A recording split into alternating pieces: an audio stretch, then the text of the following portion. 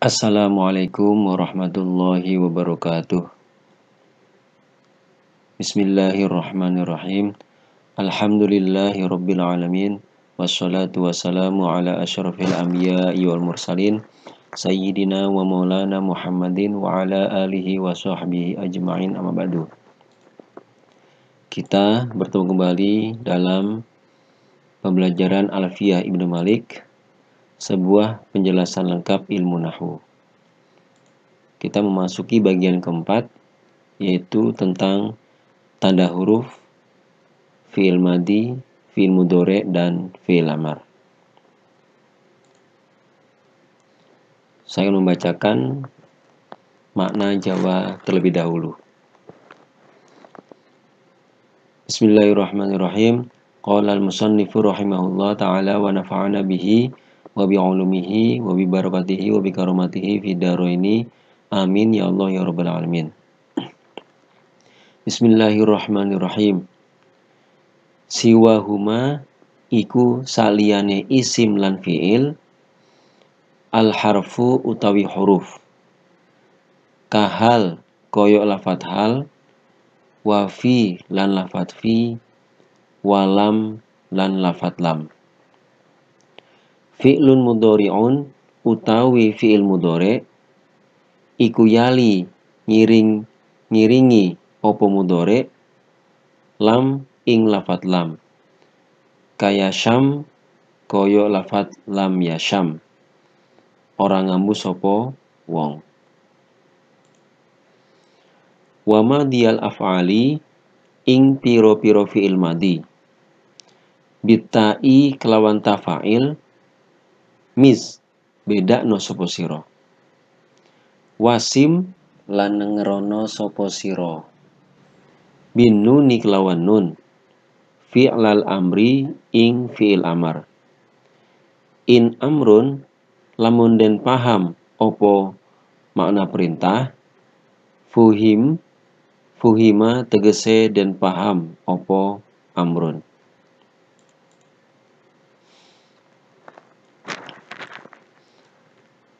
Pada bab ini kita akan membahas tentang huruf, fi'il madi, fi'il mudhari, dan fi'il amar.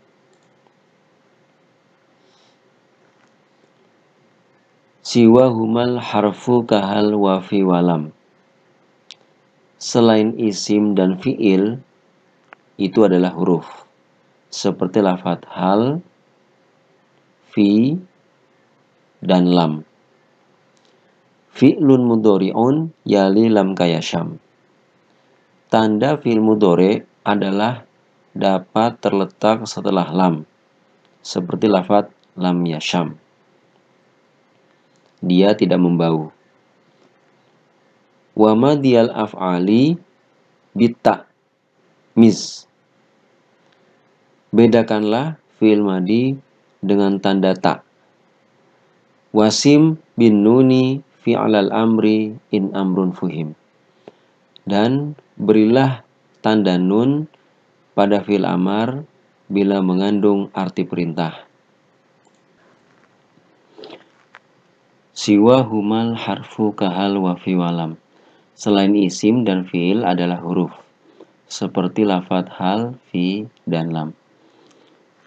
Dari syair di atas dapat diketahui bahwa huruf dapat dibedakan dari isim dan fi'il karena huruf tidak dapat kemasukan tanda isim dan juga tanda fi'il. Jadi dapat disimpulkan bahwa tanda huruf adalah ketiadaan tanda.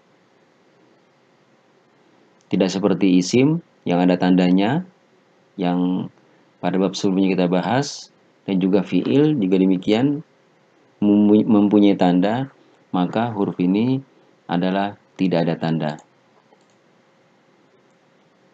Imam Al-Hariri di dalam kitab Mulhatul I'rab berkata, wal harfu ma laysat lahu alama fakis ala qawli takun alama.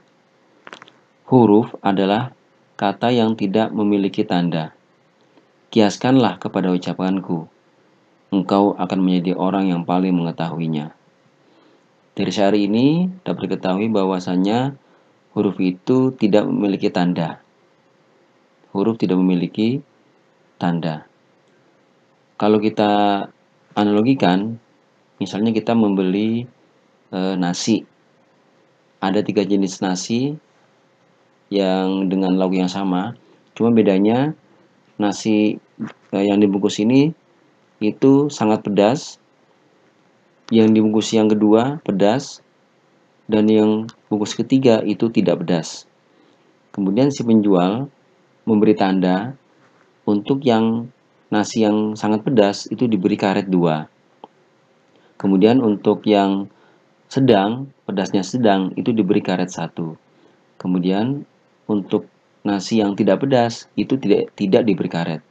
Maka tanda nasi yang tidak pedas adalah tidak ada tandanya, yaitu tidak ada karetnya itu. Jadi ketiadaan karet itu adalah sebagai tanda nasi itu tidak pedas. Nah, sama seperti ini, tandanya huruf adalah tidak memiliki tanda isim dan juga tidak memiliki tanda fiil. Kemudian dari bagian ini kita bisa melihat pembagian huruf ada 2. Ada yang mukhtas, ada yang ghairu mukhtas. Huruf terbagi menjadi 2, yaitu mukhtas. Artinya, huruf tersebut hanya bisa masuk ke salah satu dari isim atau fiil. Jadi tidak bisa masuk ke keduanya. Jadi mukhtas ini, huruf tersebut hanya bisa masuk ke isim saja atau ke fiil saja.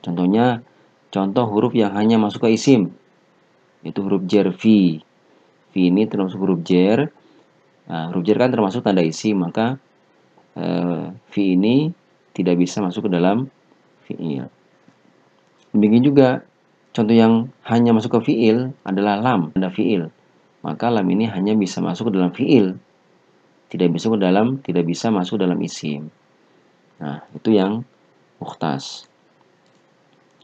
Kemudian yang kedua adalah huruf yang ghairu mukhtas.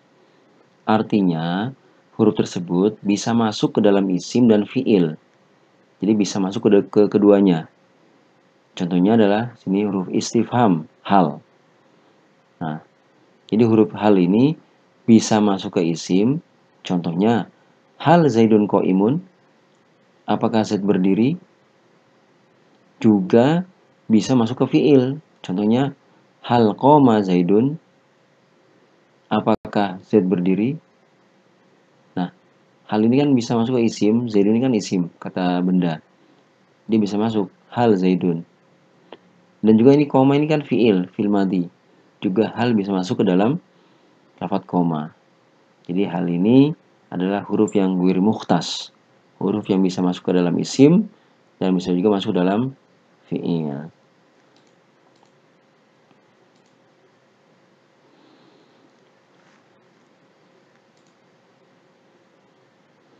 Kemudian di bait setengah separuhnya ada keterangan fi'lun mudhari'un yalilam kayasham. Tanda fi'il mudhari adalah dapat terletak setelah lam, seperti lafadz lam yasham. Wa madhiyal af'ali bitamiz. Bedakanlah fi'il madhi dengan tanda ta. Wasim binunil fi'lal amri in amrun fuhim. Dan berilah tanda nun pada fi'il amar bila mengandung arti perintah. Perhatikan bagian di bawah ini. Fi'il terbagi menjadi 3. Ada fi'il madhi, fi'il mudhari, dan fi'il amar. Kita akan terangkan satu per satu. Nah, dari bagian di atas dapat dipahami fi'il dibagi menjadi 3, yaitu fi'il madhi, fi'il mudhari, dan fi'il amar. Sekarang kita mulai yang pertama, yaitu tanda fi'il madhi. Tanda fi'il madhi, nah, penjelasan dulu definisinya. Kita masuk yang pertama, yaitu fi'il madhi. Fi'il madhi adalah kata kerja lampau. Jadi kata kerja yang zamannya sudah kelewat, sudah lampau. Itu namanya fi'il madhi.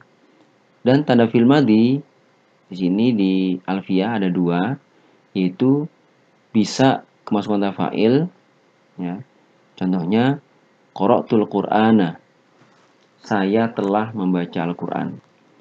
Nah, Qara'tu ini sudah ada dua kata, yaitu fil madhi qara'a dan ta'fa'il tu. Ta'fa'il ini. Di Al-Qur'an jadi tiga kata. Nah, tu ini disebut dengan ta'fa'il, itu hanya bisa masuk dalam fi'il madhi. Jadi ta'fa'il ini, tu ini adalah tanda bahwa qara'a ini adalah fi'il madhi dan menunjukkan mana telah lampau, telah lewat. Saya telah membaca Al-Qur'an.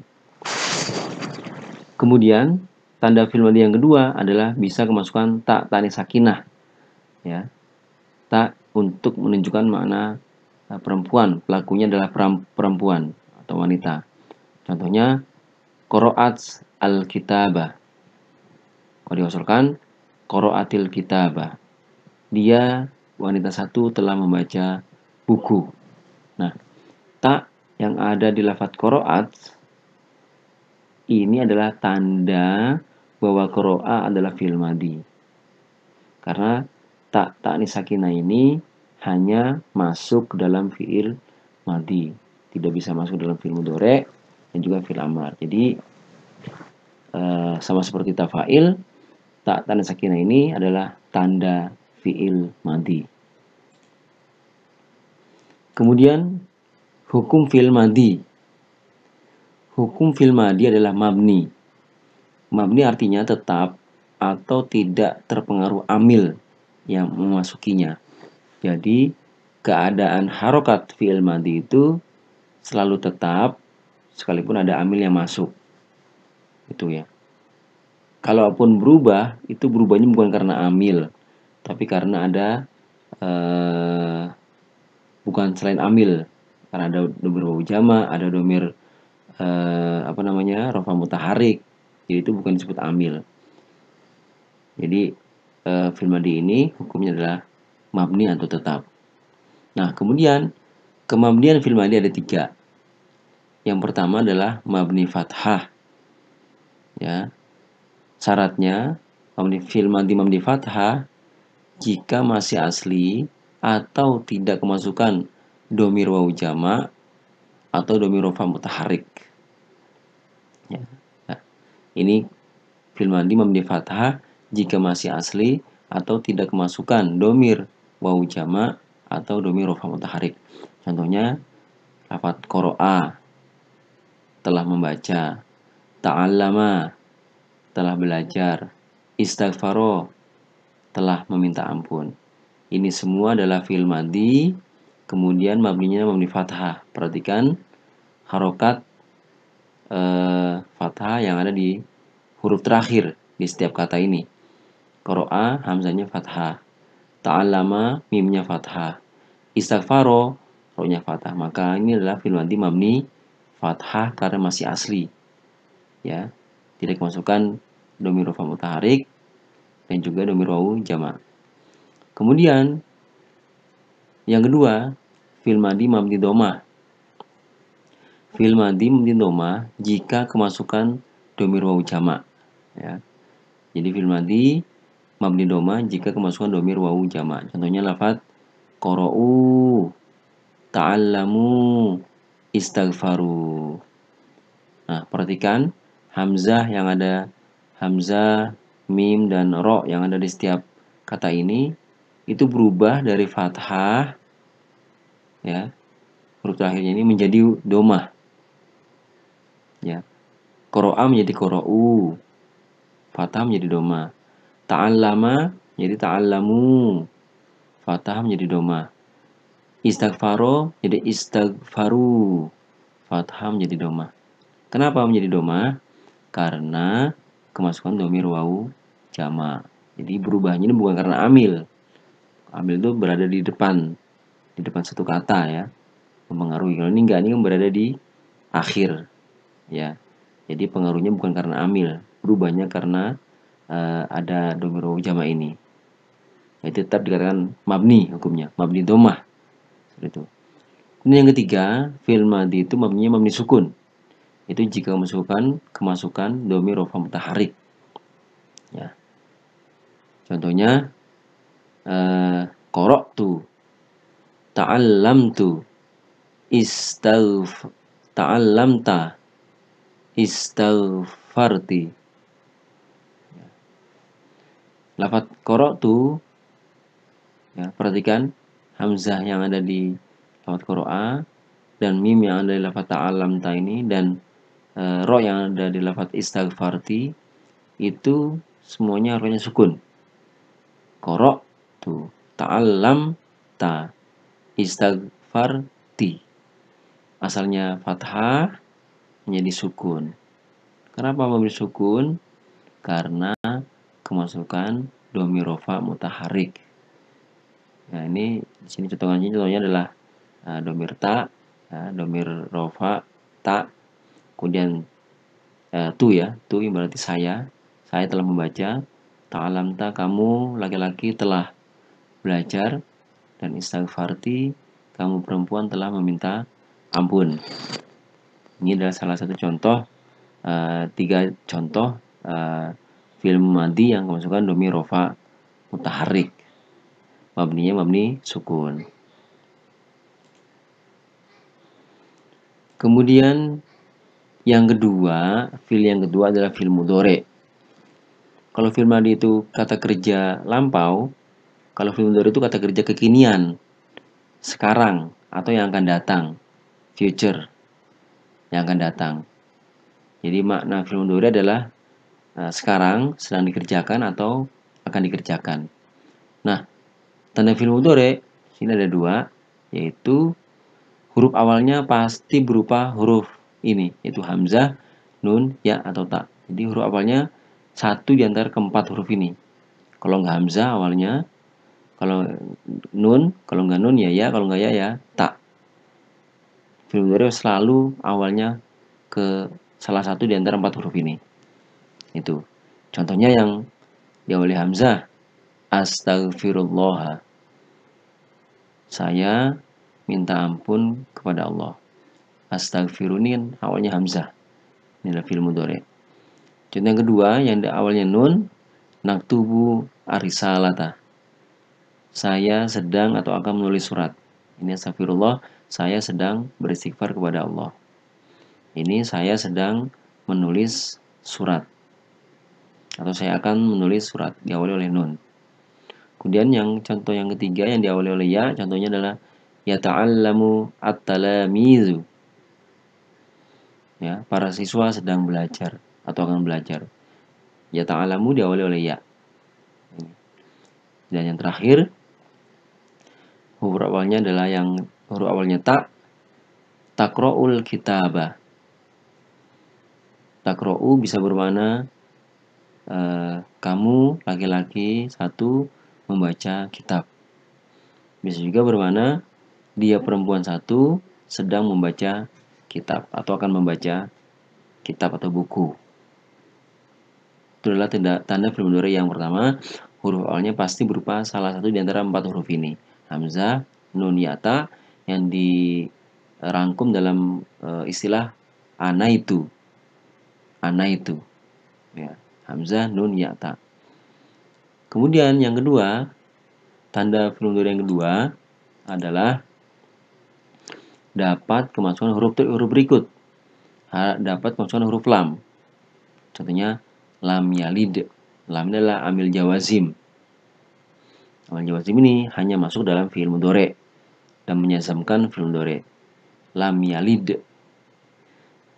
Kemudian juga bisa kemasukan sin. Sin tanfis. Contohnya saya lamu. Dia akan belajar, akan mengajar. Atau contoh yang kedua adalah sin. Ya, dapat kemasukan sin. Contohnya saya alamu. Dia akan mengetahui. Dan tanda yang ketiga yang dapat kemasukan huruf adalah huruf saufa. Contohnya saufa ta'lamu. Kamu laki-laki akan mengetahui. Nah, ini adalah tanda-tanda bahwa bila ada huruf-huruf ini, maka lafaz setelahnya pasti fi'il mudhari'. fi'il mudhari'. Nah, selanjutnya perhatikan skema berikut ini, bagian berikut ini, hukum asal fi'il mudhari'. Hukum asal fi'il mudhari' adalah mu'rab. Ya, artinya harokat huruf akhir bisa berubah karena amil yang masuk. Ya, jadi harokat fi'il mudhari' itu bisa berubah karena amil yang masuk, maka hukumnya adalah mu'rab. Itu.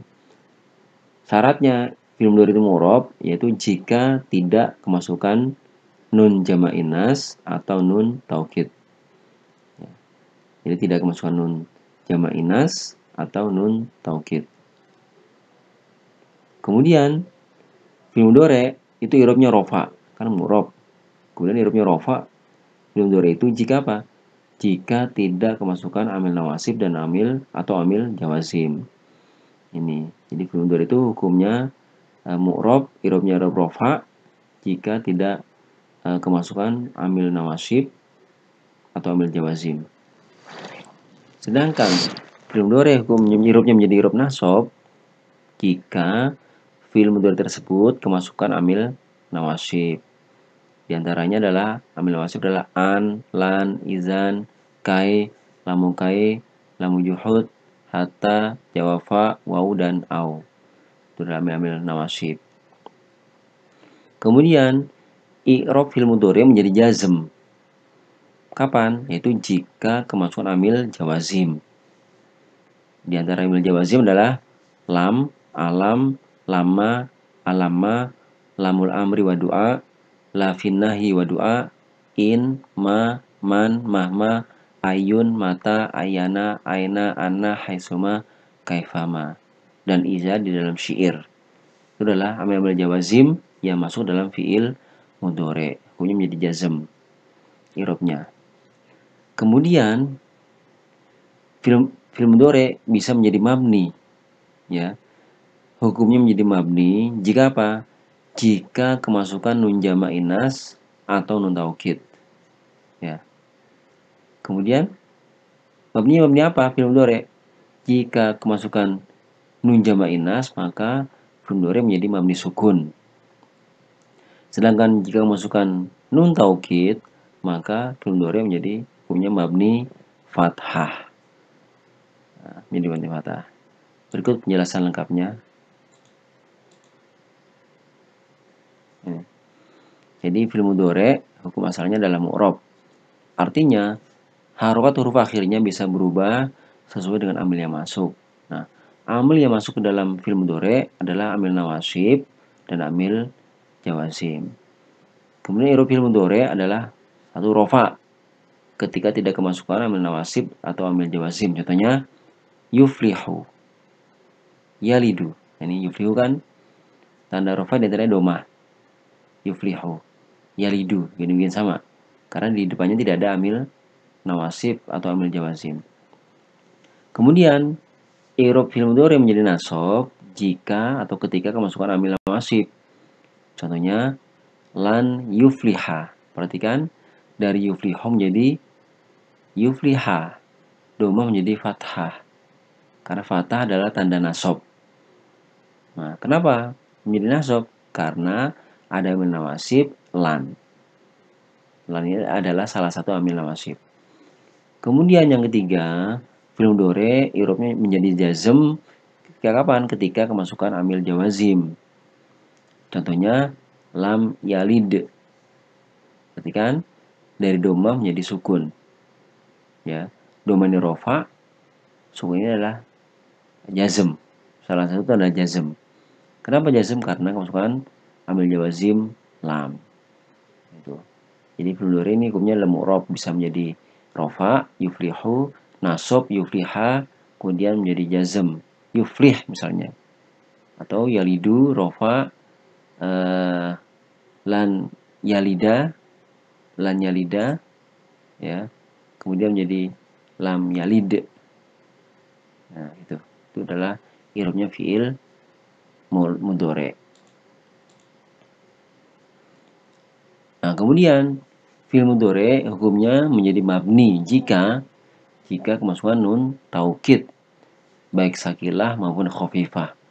Maka ketika fi'il mudhari kemasukan nun taukid, maka hukumnya menjadi mabni fathah.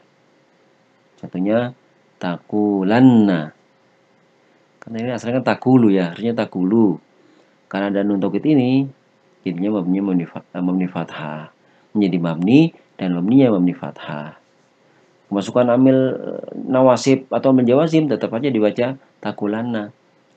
Jadi mau tidak ada amil nawasib jawazim, dibaca takulanna. Yanzuron, mau ada amil nawasib, lan takulanna, lan yanzuron, atau kemudian amil jawazim tetap dibaca fathah. Lam takulanna, lam yanzuron. Itu namanya mabni atau tidak berubah harokat huruf akhirnya. Kemudian yang kedua, mabni fi'il mudhari adalah mabni sukun jika kemasukan nun jama' inas. Ya. Jadi jika fi'il mudhari kemasukan nun jama' inas maka menjadi mabni sukun. Contohnya yadribna. Yadribna. Nah, ini asalnya mu'rab ya, mu'rab, i'rab, rafa, nasab, jazm. Kemudian ketika masukkan nun jama' inas maka menjadi mabni sukun. Kemasukan amil seperti apapun tetap dibaca sukun baknya ini. Ya. Ketika rafa pun ya yadribna, mau nasab ya yadribna, mau jazm pun ya yadribna. Itu artinya adalah mabni. Mabni seperti itu. Kemudian yang ketiga adalah fi'il amar. Fi'il amar ini adalah kata kerja perintah. Kata kerja yang menunjukkan perintah untuk dikerjakan. Ya, perintah untuk dikerjakan. Dan tanda fi'il amar ini ada 3. Yang pertama adalah menunjukkan makna perintah. Jadi fi'il amar ini selalu menunjukkan makna perintah. Perintah untuk mengerjakan. Ya, contohnya unsur. Tolonglah. Tolonglah kamu. Gitu. Yang kedua, tanda fi'il amar adalah dapat kemasukan nun taukid. Contohnya unsuronna. Unsuronna. Tolonglah. Sungguh tolonglah kamu laki-laki. Sungguh tolonglah dia. Ya, sungguh tolonglah kamu laki-laki. Dan yang terakhir, tanda fi'il amar dalam alfiah itu adalah dapat kemasukan ya mu'anasah mukhatabah. Ya, untuk menunjukkan perempuan yang sedang diajak bicara. Contohnya unsuri.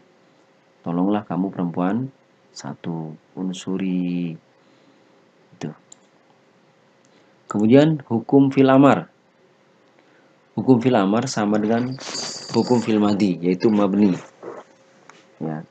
Kalau fi'il mudhari tadi hukumnya adalah mu'rab, kemudian bisa menjadi mabni. Ya. Sekarang kalau fi'il amar itu hukumnya mabni. Ya.